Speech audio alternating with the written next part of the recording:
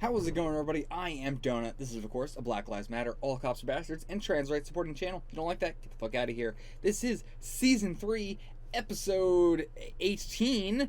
I just looked at the title. What was it? Hold on, I gotta look at it again. The Singularity is this episode title. How did I forget that? I just looked at it. It was so shocking to me. The Singularity. Okay, what does that mean? I mean, obviously we're not doing anything with robots or anything like that, so the Singularity's gotta just be a singularity of Inhumans. Like, Hive is the Singularity, I guess? Potentially? Who knows? We'll see. That's my only prediction.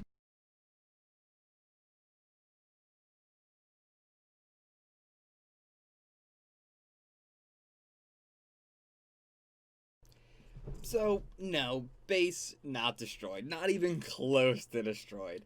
But it was on purpose because Daisy and, in turn, Alveus doesn't want to kill them. It does seem like Alveus wants to specifically kill May. They had Alicia try and kill May. But aside from May, it doesn't seem like Alveus wants to kill anybody. I'm not sure why Alveus or Hive wants to kill May at all. Maybe just like there's no way we'd be able to have May not come after us. Like, Hive knows that, like, May is going to be stubborn enough to keep coming no matter what. So they want to kill May and probably want to kill Coulson as well. But, like, those are the only two they wanted to. And that's why they didn't want to destroy the entire base. But it would have been nice to see. But, yeah, I get why they wouldn't. Now. So, let's really dive into Hive. Well, actually, first off, we got to see, let's talk about the just cool stuff. I don't have a lot to talk about really quick. Coulson's got, like, a shield in his arm that's like Captain America. That's really dope. Love it. I don't like Coulson, but I like that. That's really cool. I'm still hoping that he has the laser finger in his hand as well. That would be amazing. We got James now has his powers. He has exploding powers, which seems to be a thing where he can grab it and time it. Like, he sets a timer on objects before they explode. And it seems like he can change the timer because, something like just grabbing something and throwing it at Mac and it exploding versus whatever timer he planted on the house. Well, no, that was the C4. Like, with an actual timer. I was conflating that with his powers for a second, but no. So, maybe it is like a set timer, and not, he can change it however he wants. But either way, it's a really cool power. It is, yeah, he didn't really name drop Scorch, because I think he was just trying to come up with a name himself. I don't think he actually knows Scorch. Also, because Scorch said that name to, like, just Coulson and May, was it? Just them two? But yeah, so, much better than Scorch's ability for sure.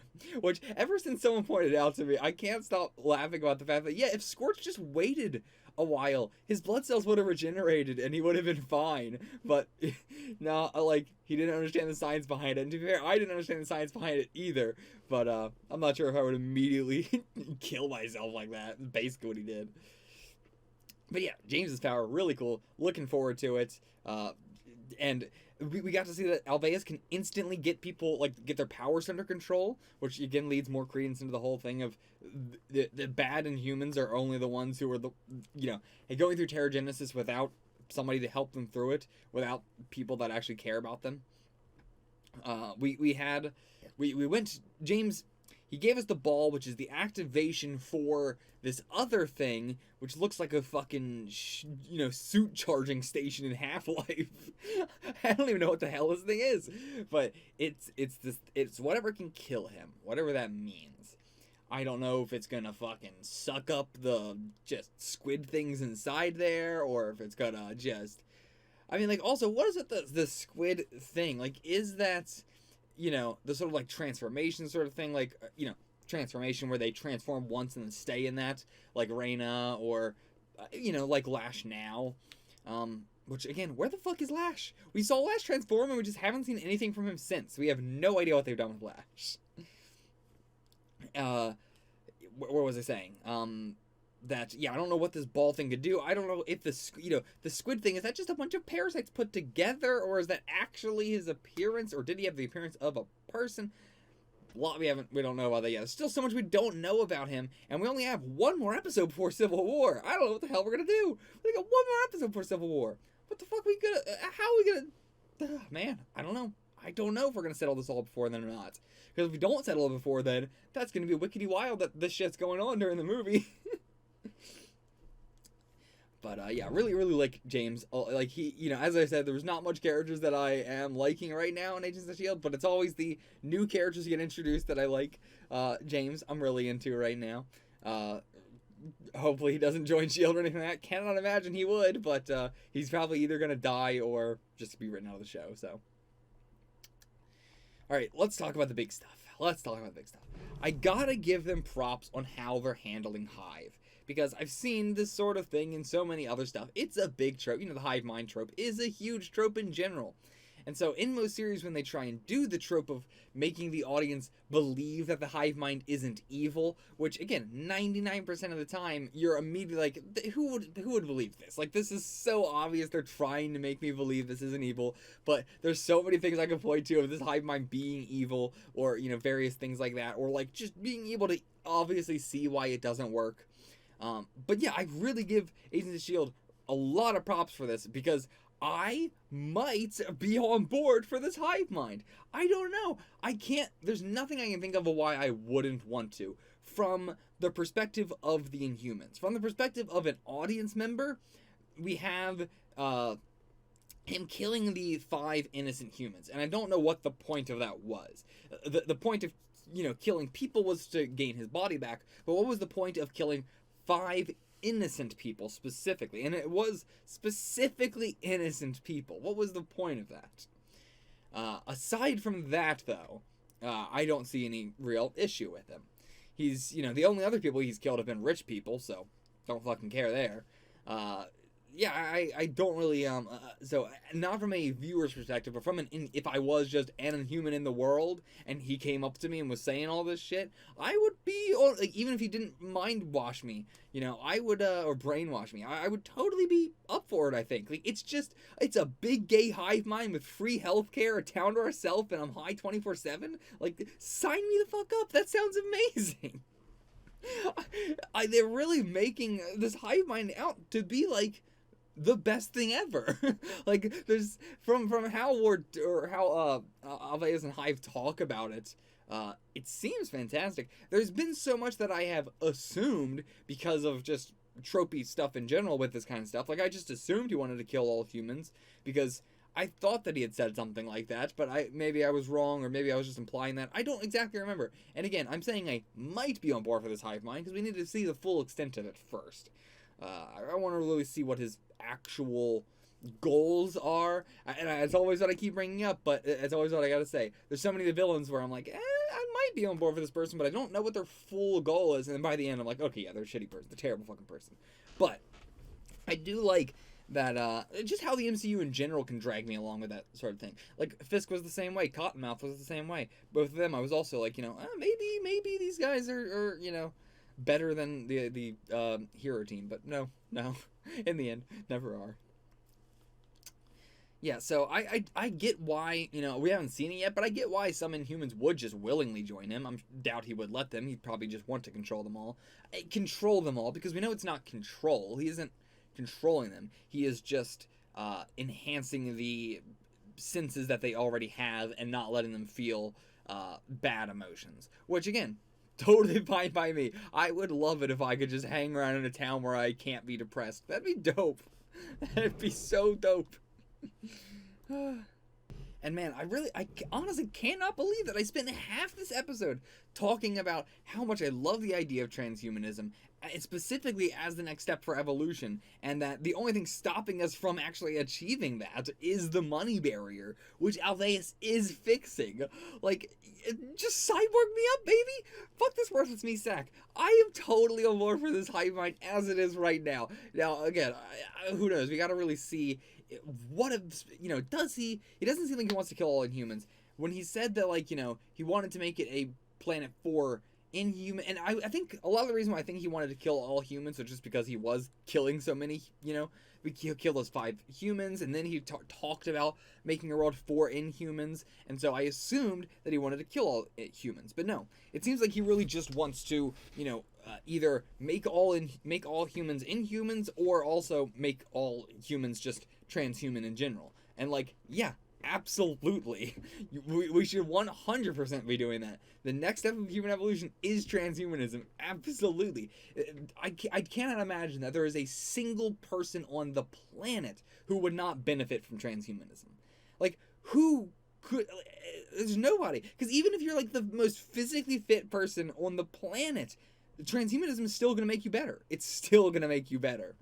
And, you know, there's the whole like, okay, well, maybe somebody just doesn't want it because they're just like, I don't want, you know, whatever, that's fine. If you don't want it, you don't want it. And that's, I think, the reason why I'm going to be against Hive in the end, is that it's going to be we're making all humans Inhumans, and we're making all humans transhumanism, whether they like it or not. And yeah, I don't think it should be that. I think it should be definitely a choice-based thing. But the making all humans Inhumans, that I'm kind of fine with. You know, giving them cyborg parts or whatever, that's a bit different. But just making them from human to Inhuman, don't care. It's really the only thing that's going to stop this at this point. It is the best outcome we could possibly have, I think. Because it's, you know, like with Jiang, you know, wanting to kill all the humans. It's something where it's like, you know, if this was real life, you know, and saying like kill all men, kill all straights and everything. If they had the capacity to actually do that, and I had the capacity to stop them, I would. Yes, it would create a better world. Yes, Jiang killing all humans would create a better world. Yeah, 100%. No doubt, no doubt, no doubt. But, you know, it's coming at the cost of innocent lives, which is the same reason why it's like, you know, Hive might be really cool and I like him a lot, but he did kill 5 innocent people, and it does seem like he wants to just cyborg up everybody. But yeah, it's so at the cost of innocent lives, you know, you can't justify it. It makes it harder to condemn because you know where they're coming from, but you know, just like the show keeps constantly bringing up, there may be 1 or 2 bad Inhumans out there. So just like there's 1 or 2 bad Inhumans out there, there's 1 or 2 good straights out there. And because of that, you know, you can't justify it. You just can't. And, you know, on top of all that, Jiang has the ridiculous secrecy and the deciding who gets to transition and who doesn't. And, you know, it makes it a lot easier to say, fuck you, Jiang, because of that. Whereas Alveus doesn't have all of that going for him, so it's a lot easier to sort of forgive this sort of stuff. But he's still got plenty of, you know, questionable things as well there. But, you know, if the innocent people, I don't think he specified the innocent people. Maybe it was just Hydra that was like, hey, we specifically got you innocent people. And he was like, I need a body, you know.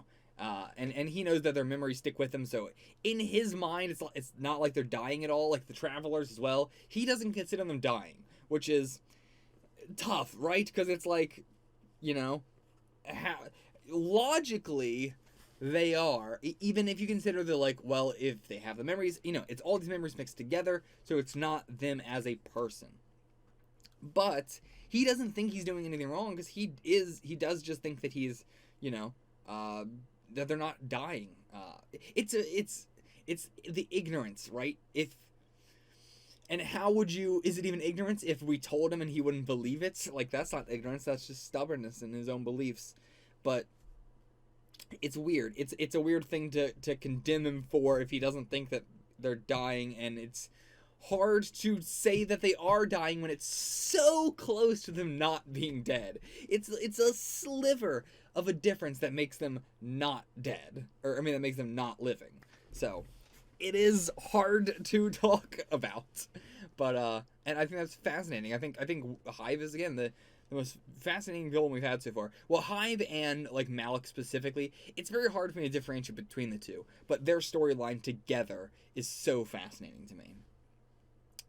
And because, you know, religion and the beliefs, it seems to be tying very much so into Hive as well as it was Malik, so you got that too.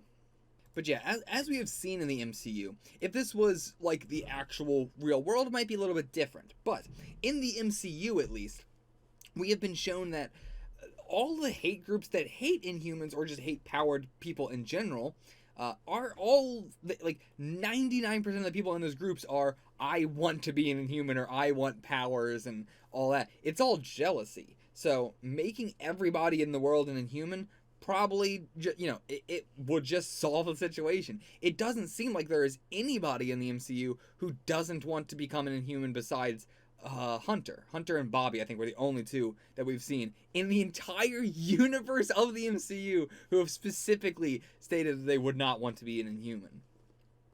So I think, and fuck Bobby and Hunter. I don't care about them at all. They are racist pieces of shit. Fuck them. So, yeah, make everybody an Inhuman. It's not, also, with Alveus being able to, like, now when I say that, Alveus' plan of how he would go about it, probably not into. But the idea that would be possible of make everybody an Inhuman, use Alveus' powers on them to instantly get it under control, and then, unmind wash them and let them be whatever they want. If the whole world is Inhuman, then you're not going to have to worry about being discriminated against. And that is really, the crux of this, and the whole, like, kill all men, kill all straights, Jiang saying kill all humans, and Alveus wanting to change all humans and that. No matter how much time passes, it will never reach a time in which the Inhumans or the gays or the whatever oppressed group we're talking about is, seen as equal. It doesn't matter how much time has passed. It's never going to happen as long as these other more prominent groups are still there. And so just changing all humans to be Inhumans, I think, honestly, is the best option we would possibly have, as long as you could handle the Terrigenesis, like going through Terrigenesis. That's the issue. You got to make sure that they can go through Terrigenesis okay. It can't just be a thing like, like, let's say Jiang's plan did, go into fruition, and she killed all humans, turned all Inhumans inhuman, like, going through Terrigenesis. That would fuck up the world so much, because they wouldn't know what the hell's going on. They wouldn't have people around them and everything. But with Alveus here, with Hive here, to be able to help them through it, or just with other Inhumans be able to help them through it, it would be better. Very cool, by the way, to see that from the public's perspective, it's just going to be Talbot has been the one to take down Hydra. Talbot! Fucking Talbot! Never would have expected that. And to be fair, Hydra's not gone. For sure, they are not gone. Ain't gone at all. I mean, we still got that one random Hydra dude out there with, like, the Ant-Man particle stuff, so he's out there somewhere. I don't know what he's been doing for the past who knows how long, but he's out there. I mean, Hydra has, like, this whole inner circle thing, so he really could have gone to anybody else. There's so much, the period where it was just Ward running Hydra, and it seemed, I can't get over that. It really, the people, way back in, like, the end of Season 2, was that the end of Season 2, or was that the end of the first half of Season 3? I honestly can't even remember at this point. That was the end of Season 2, I believe. Anyway, where Ward, like, had, he had, like, 3 people, and he was like, alright, go find me the rest of anybody in Hydra, and they were like, alright, we tried, and he struggled so much to find anybody in Hydra, which honestly did wonders for me, for making Hydra feel scary again, because it once we had this big reveal of, like, oh no, Malik is still out there, we have this whole inner circle of Hydra, holy shit, there's so much left of Hydra. Hydra has a whole HQ now. Like, it again made Hydra feel like they were actually hiding, and they were hiding in a smart way, whereas before it's always like, how the fuck have people not found Hydra? They put their logo on water bottles, and it's ridiculous. But yeah, I really appreciate the Ward thinking that all of Hydra was gone. Like, that did wonders. And so this again, thinking that we are defeating all of Hydra, not at all the same as the Ward thing, nowhere near the same, but I like the idea of Talbot taking on Hydra. I guess that's the only thing I really wanted to say about that, because I don't have anything else to say about it. I don't believe it, so I don't have anything else to say about it. Alicia, we got back this episode, and she's going to be a big thing going forward in this team now of Inhumans with Hive, the Hive team. So it does seem like, I was questioning it throughout the episode, but it does seem like she has 4 doubles, and dying does not seem to matter. Like, one of them dies, and then she can make it again later. It's just that, dying, she feels all of it. It put her in a coma, but if she doesn't have to feel the actual physical effects, or the, the negative emotional effects, then it's not going to affect her as much. Like, it still clearly affected her quite a hell of a lot, but not enough to put her into a coma or anything. Which, again, Hive seems pretty dope. Also, like, yeah, Hive faces so they can't even get hit by. Can you imagine being so happy that you can't be tranquilized? Like, god damn, that sounds amazing. Sign me up. And boy, oh boy, this episode with the fucking vest with Lincoln and everything, and the whole talk of, Coulson trying to just put the problems on everybody else and say, like, oh no, I can't believe you would do this, or, oh man, I would let you do this because I know you're so violent and I'm not the one making you do this. And this has just been a thing throughout the whole damn series. You know how it goes, but it really does feel like at this point, Coulson is a Boy Scout trying to, like, collect war crime badges. We've used tactics now straight out of the handbook of the KGB, the SS, the kamikaze. Like, are we going to be doing literal suicide bombings next? I know he's working with the U.S. government now, but boy, he's really speeding up these war crimes like nothing, like it's nobody's business. Damn, Coulson, slow down, please. I do think the highlight of this episode probably was James to me, honestly. Like, above everything else, just James is so funny, and I like that. I don't know. I really like someone that can just be so goofy, and even when he's worried about his own, like, death or something, he is really, really hilarious. And the fight between him and Mac, very, very, very cool. Mac throwing the vase and him throwing the exploding vase and then colliding, so dope. Loved that fight. I know I kind of already mentioned it, but I just wanted to mention it again because I really, really liked it.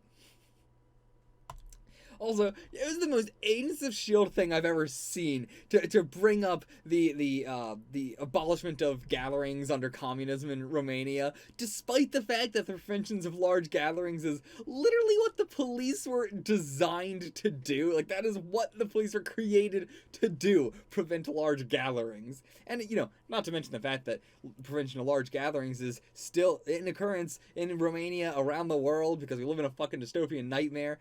Also, the vast majority of Romanians being, saying that they would like to return to life under communism, as is the case with most countries like that. But not unsurprised that Agents of S.H.I.E.L.D. is continuing to further that propaganda. And it's taken 3 whole seasons, but maybe I can finally start to enjoy Fitzsimmons now. It's taken so long, and not as characters, but I mean, like, as a relationship. Like, I don't like Fitz, I like Simmons. And I might be able to start enjoying Fitzsimmons as a relationship now.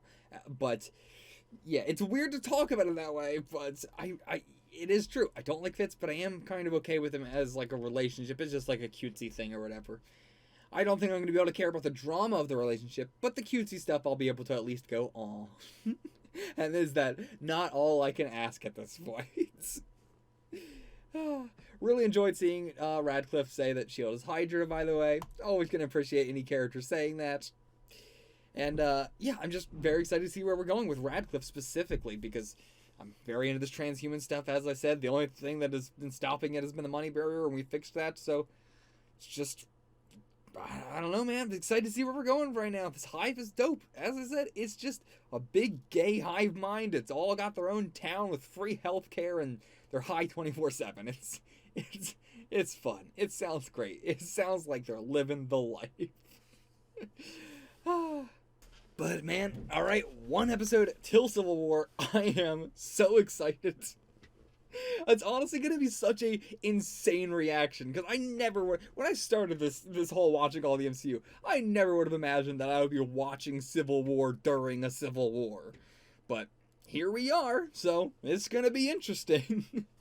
I'll see you guys for episode 19, and then I'll see you for Civil War. Also, do keep in mind, I'll mention again in episode 19, but keep in mind that, again, I have the break between episode 19 and the movie, like a week break, so that way I can watch the movie and take some extensive notes and everything. So it won't be like 1 or 2 days before the movie. It's going to be a bit.